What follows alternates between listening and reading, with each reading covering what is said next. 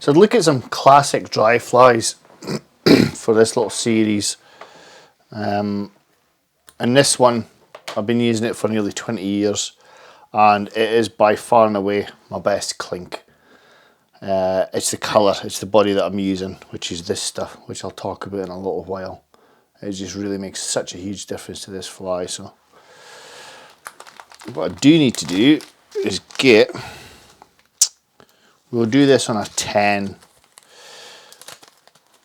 And this is the hook that we're using. It's a Cladis Emergers hook, size 10, which is really like a 12 or 14.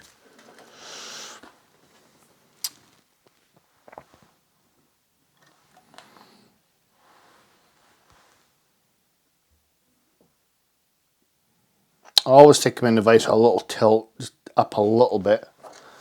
Black tying thread's fine, you can use whatever you want really.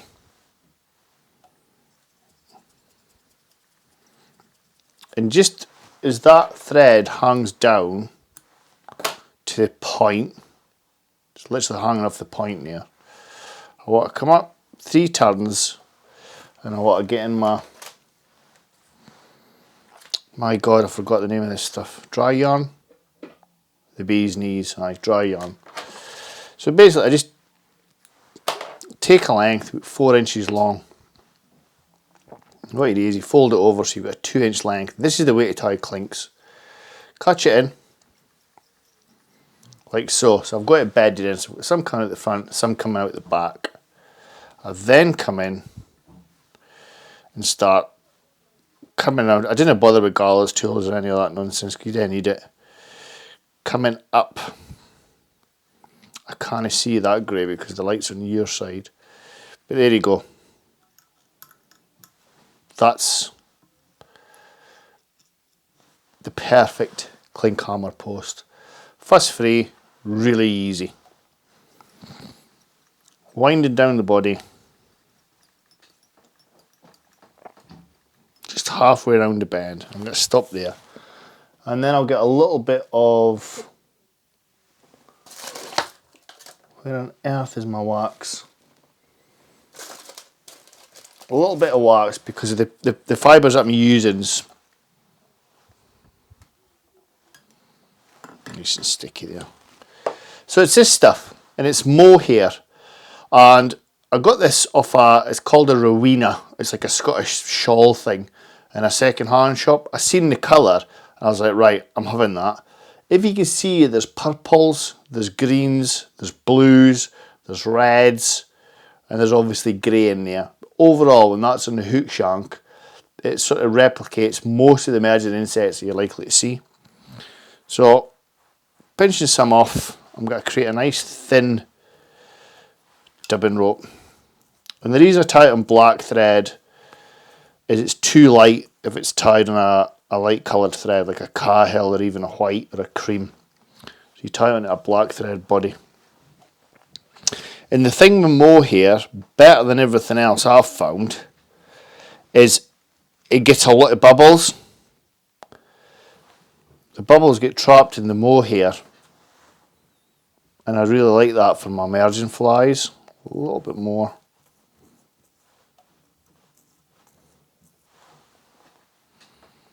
I missed a little touch there.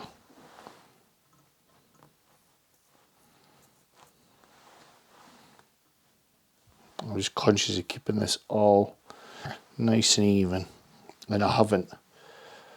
You can see where it's bulbing up. So I'm going to take this off and start again.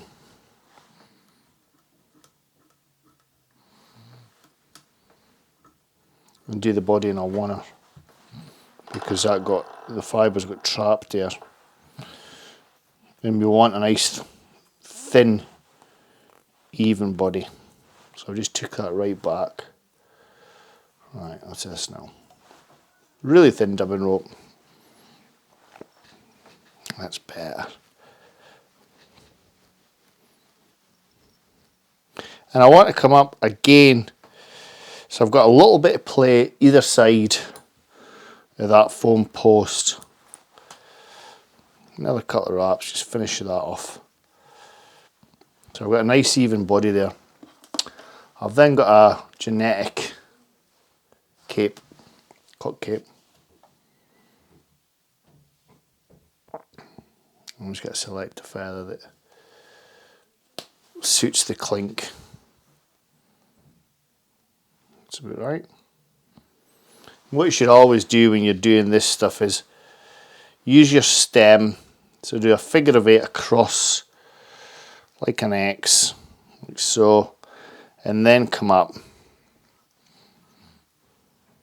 Like I say, I didn't bother with gallows tools, and then all the way down, and with your scissors, snip away the stem there.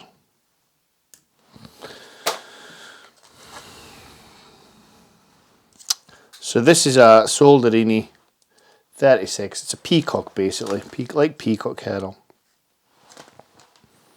And I'm going to start behind the actual post, work to the eye and back again.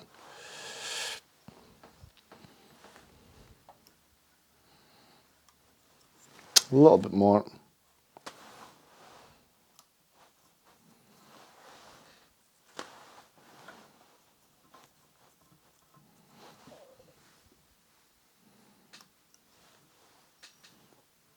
And then always sit with my thread towards me. If I tilt that light a little bit, you might be able to see it a bit better. So now it's just a case of coming down. I try and get 3 or 4 turns. Actually, I'll get more than that on this. But I'm trying to get every turn below the previous. So that's about 6 or 7 turns there. I'm just going to come in. I'm going to lock it. So I'm just locking it underneath the hackle. You can see that.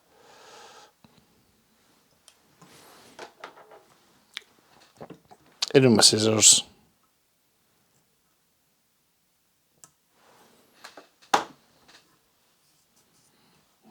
That's him there. And what you do is you pull your hackle back so the other fibres are out of the way. Because it's a really thin thread, it just goes right through the peacock, like so. And we've got a tie off the head with a whip finish. I very rarely use varnish on my dry flies.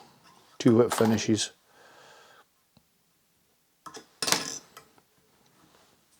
Now what you can do is you can push the feathers like so. I hope you can see that right with this light. And then I come in at an angle.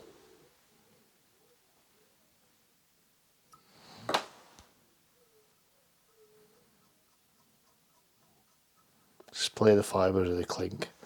And that, by a country mile, is my best Klinkhammer.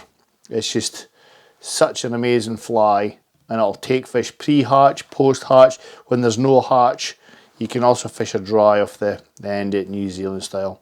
But that's my little Klinkhammer, my mohair Klink. By far the best Klinkhammer that I've ever used. I really hope you enjoyed that, folks. If you did, please be kind enough to subscribe to my channel. Take care, and bye-bye.